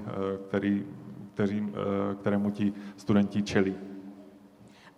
Another thing to think about is that older Chinese that you meet actually are more liberal than the younger Chinese. Ale zajímavé je, že vlastně starší Číňané jsou více liberální než mladá generace. Because the older Chinese are the generation of 1989 massacre, Tiananmen protests, the same, rising and change in Europe in 89 and 90. Protože ta starší generace, to jsou lidé, kteří zažili to povstání v roce 89, stejně jako ty starší generace v Evropě. The Berlin Wall fell, but the Chinese government cracked down on Tiananmen. Když padla berlínská zeď, čínská vláda zakročila na tom náměstí. And so the Beijing learned a lesson from Europe and the fall of the Berlin Wall. Takže Čína se poučila z toho pádu berlínské zdi. And they decided to push for even stronger nationalism to be taught in schools across the country. A rozhodli se ještě více propagovat národní hrdost So the younger Chinese, 18 to 30-year-old, they are much more nationalistic than their parents. Takže mladí lidé od 18 do 30 jsou více národnostně nebo nacionalisticky založení než jejich rodiče. I remember when Xi Jinping got to the position of general party secretary, de facto becoming a Chinese president. Pamatuju si, když Xi Jinping se stal de facto prezidentem. In 2012, in his first speech, he said that Chinese Communist Party must avoid mistakes of Soviet Communist Party. Mluvil v roce 2012, že komunistická strana Číny se musí vyhnout chybám komunistické strany v Sovětském svazu. And he is repeating this mantra ever since. A je to jeho mantra od té doby. And I want to add something to those students, the problem, when we are back to the United Front. Chtěl bych něco ještě dodat k těm studentům, když se vrátíme k té spojené frontě. Many of these students, among those students, there are many informants, Communist Party informants. Mezi těmi studenty je hodně informátorů. And if a student in Australia, Chinese student, or in Canada criticizes the party or is part of some debate about the situation in Xinjiang, A pokud nějaký čínský student v Kanadě nebo v Austrálii kritizuje situaci nebo třeba to povstání, very quickly Chinese embassy in those countries know about it and they go and pick up their parents or threaten their parents in China. Rychle ambasády o tom vědí a seberou rodiče těchto studentů v Číně. So this is back to what Melissa was saying, and this is stifling the free debate at Western universities. A to vlastně, to, o čem mluvila Melissa, to zabraňuje té demokratické debatě na západních univerzitách. Because the Chinese students are becoming afraid to talk in classes. In universities such as Oxford. Protože čínští studenti se potom bojí mluvit na západních univerzitách, například jako v Oxfordu. And that's exactly what United Front for the Chinese Communist Party wants. A to je přesně to, co ta spojená fronta chce.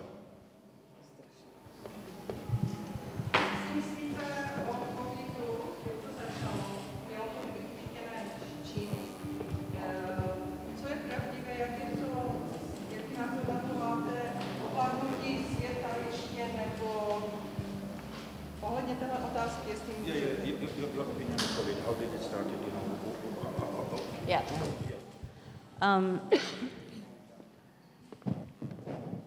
I think we will never know what happened in terms of the origins of COVID. We will know after Communist Party collapses. Nikdy asi nebudeme vědět, co se stalo doopravdy, a Tomáš říkal, že budeme vědět, až skolabuje komunistická strana. People ask me this question a lot. What is the origin of COVID? Lidé se mě hodně ptají často, jak je původ covidu. The fairest answer is there's no way we can know unless there's a transparent society in China. Odpověď je, že neexistuje způsob, jak se to dozvíme, dokud nebude transparentní systém v Číně. I can guess. Můžu hádat. But guessing is maybe irresponsible. Ale hádání nebo typování je nezodpovědné. But let's talk about this lab, right? This idea that COVID came from a lab in China. Bavme se o té myšlence, že COVID pochází z laboratoře v Číně. Personally, I wouldn't bet on it. Já osobně bych si na to nevsadila. But the fact is, I cannot 100% deny it because we will never know until we have free and open information. Ale pravda je taky taková, že to nemůžu ani popřít na 100%, protože se to nedozvíme, dokud nebudeme mít úplné informace. So no idea about the origin of COVID is crazy. Takže žádná myšlenka o tom, odkud se vzal COVID, není vlastně šílená. Because we just don't know. Protože nevíme.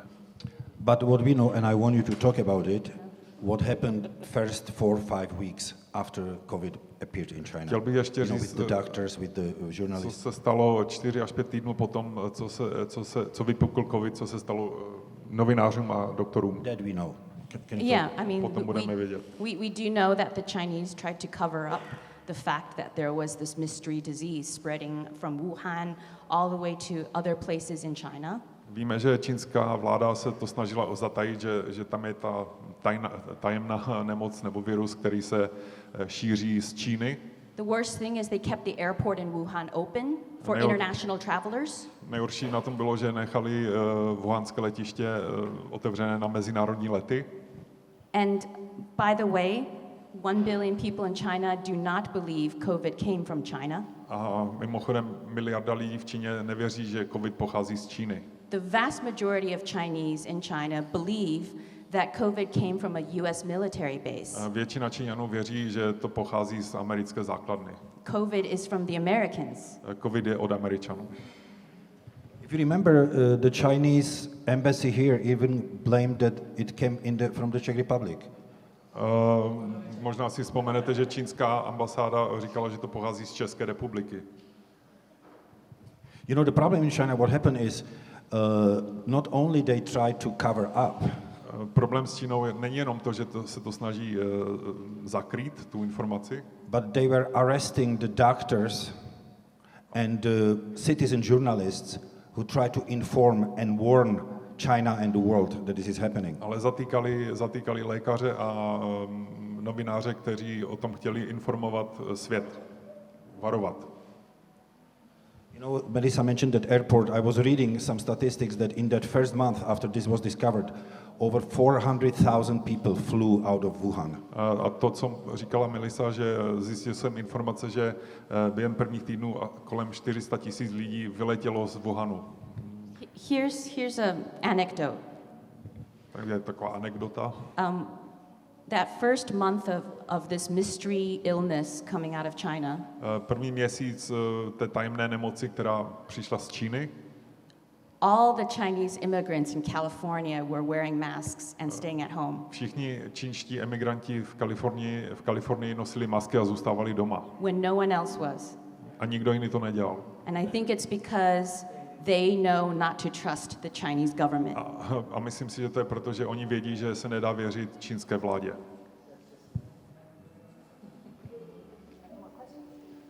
Nějaké otázky ještě?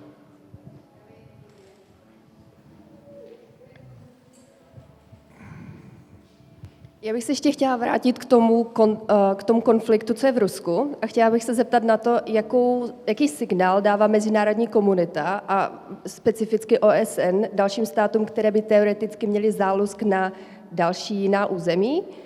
Maybe I can switch to English. So I would like to go back to the conflict in Russia, and I would like to ask, what kind of a signal does the international community, and specifically the United Nations, give to countries such as China who may have the very same intent to go and take some kind of a territory? Because maybe the response from international community is not very fast or not very specific, especially the United Nations, from my perspective, may not be very well involved. So just to understand your question, your question is, what can the international institutions do more? Takže se ptáte, co by mohly ty mezinárodní společenství About udělat Taiwan více? or about o Ukraine? Taiwanu?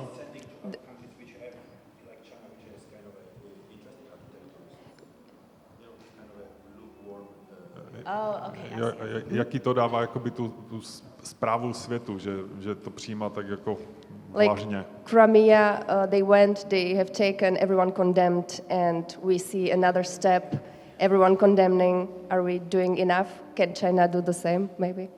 Now in Czech. Diplomats constantly condemn things. Diplomaté konstantně zamlčují. Very sorry. Condemn. Regret. Odsuzují. Fakty. Yeah, the international institutions like the UN, yeah, I mean, they say a lot of things. I think what's important is to see action. Mezinárodní instituce jako OSN říká hodně věcí, nebo ty instituce, ale co je důležité, je vidět akci. This is why I'm critical of European politicians who say they stand with Ukraine and then debate, like Germany has, for weeks about 5 tanks or something. Proto kritizuju evropské politiky, protože všichni mluví o Ukrajině a potom týdny se rozhoduje třeba Německo, že pošle 5 tanků. My other criticism is that the international institutions tend to focus on the symptom. Moje další kritika se zaměřuje na to, že ty mezinárodní společnosti se spíše zaměřují na příznaky. So they should rightly focus on helping refugees. Takže měli by se samozřejmě věnovat tomu, jak pomáhat uprchlíkům. And the EU is already talking about rebuilding Ukraine and supporting Ukraine financially to do that. Evropská unie už mluví o tom, že bude znovu obnovovat Ukrajinu a pomáhat finančně Ukrajině. But you actually wouldn't have to do either if you just stopped Russia. Ale nemuseli byste dělat ani jedno, kdybyste zastavili Rusko. So, but international institutions will continue focusing on the symptom. Takže proto se ty mezinárodní společenství budou soustředit na příznaky, symptomy. That's not what a doctor would do. They would go and fix the cause. To by doktor neudělal, ten by se snažil zničit tu příčinu. Odstranit ten nádor. Odstranit. Remove the tumor.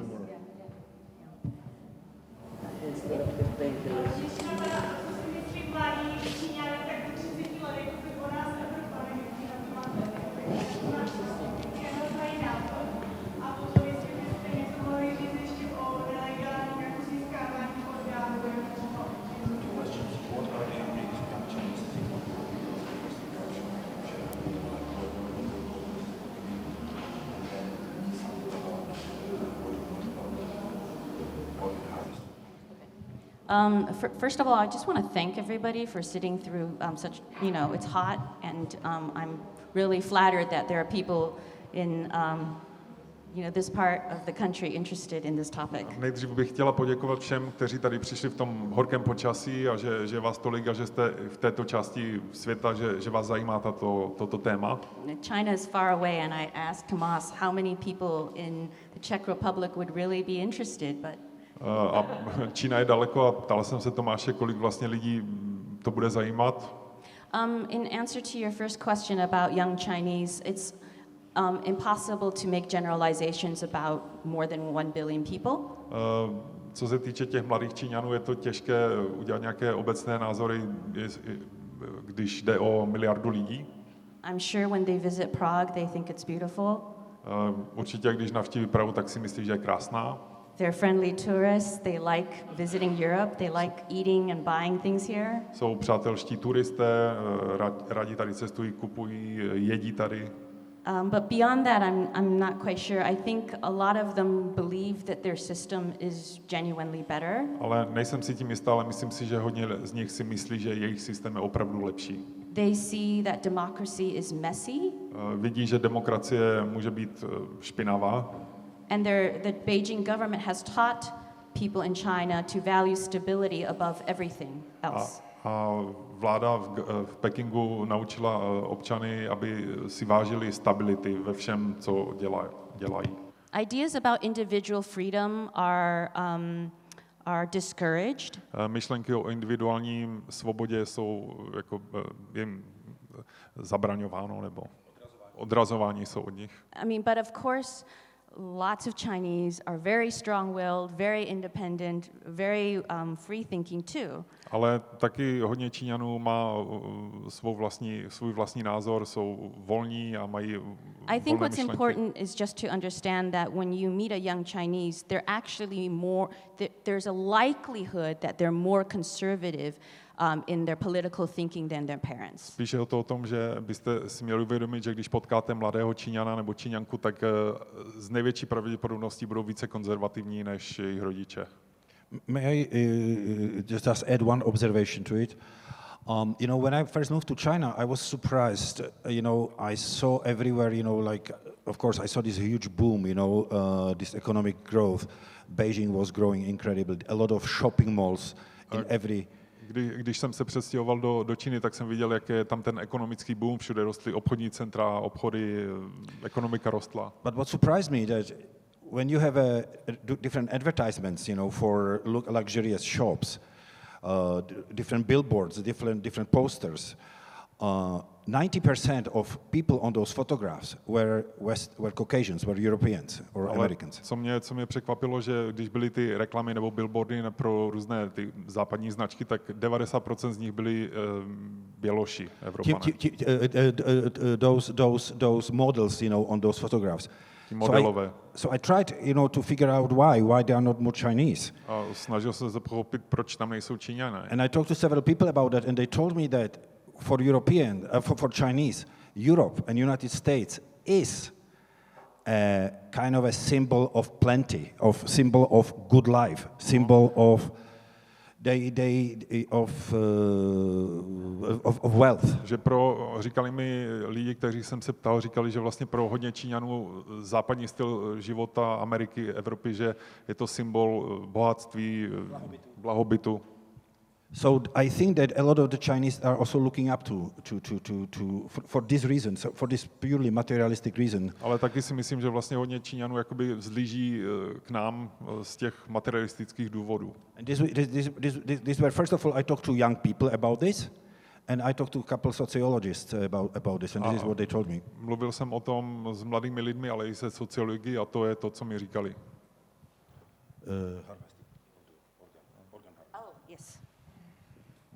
Organ harvesting. This is tricky.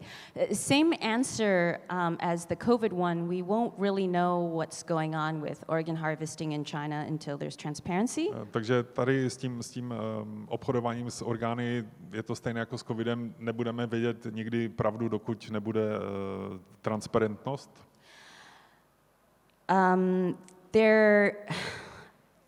Wow, I don't know where to start.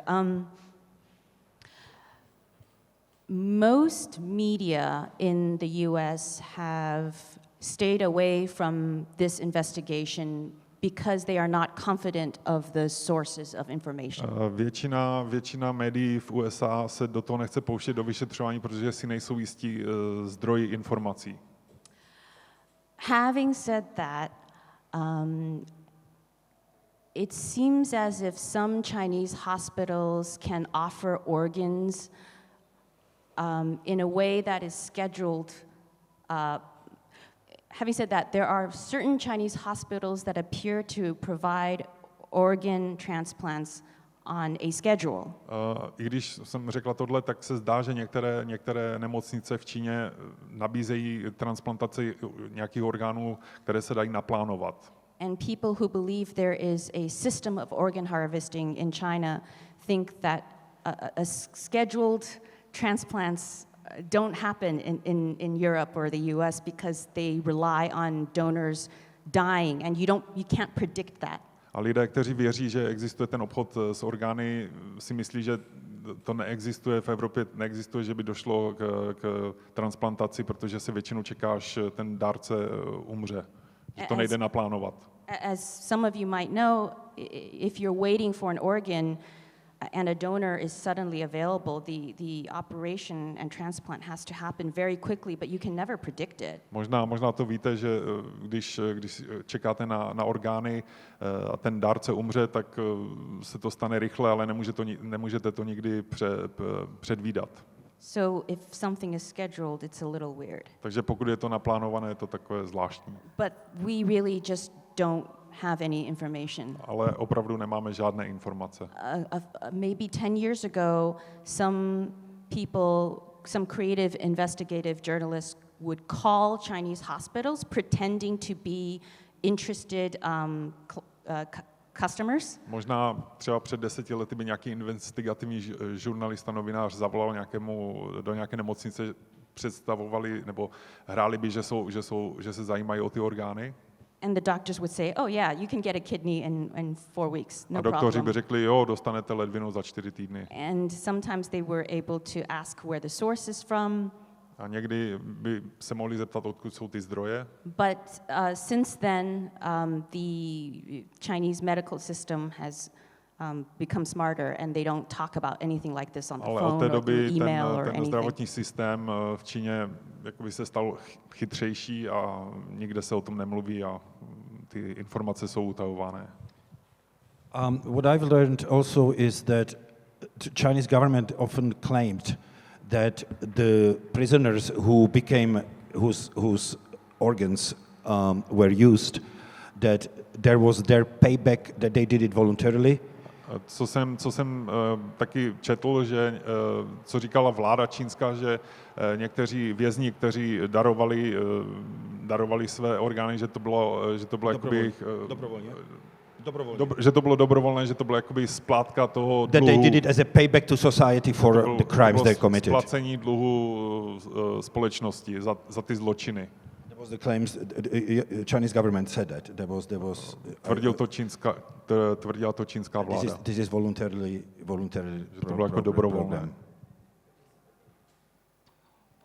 We have space for one last question. Máme ještě prostor pro jednu poslední otázku.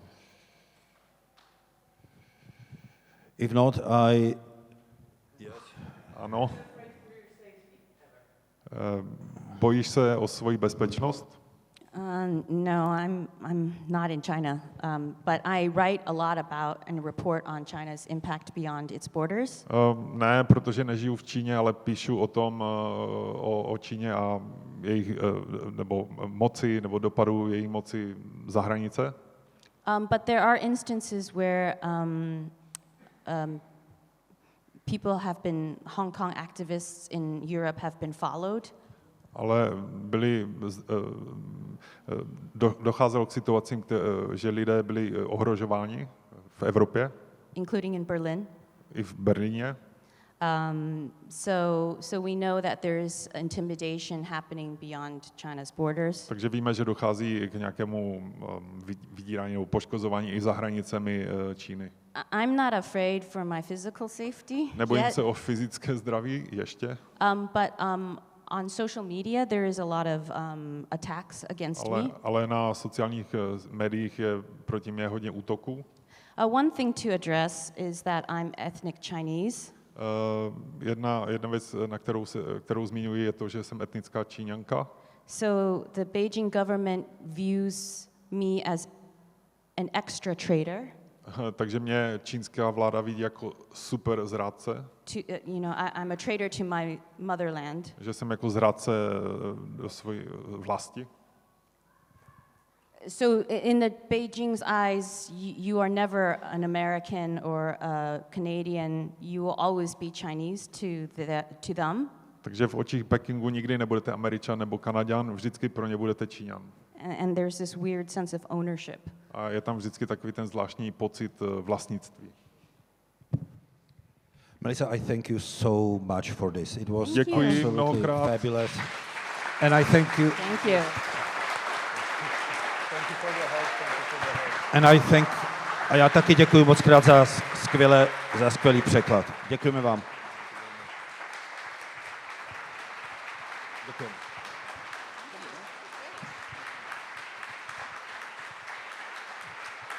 Thank you very much. Děkujeme moc krát.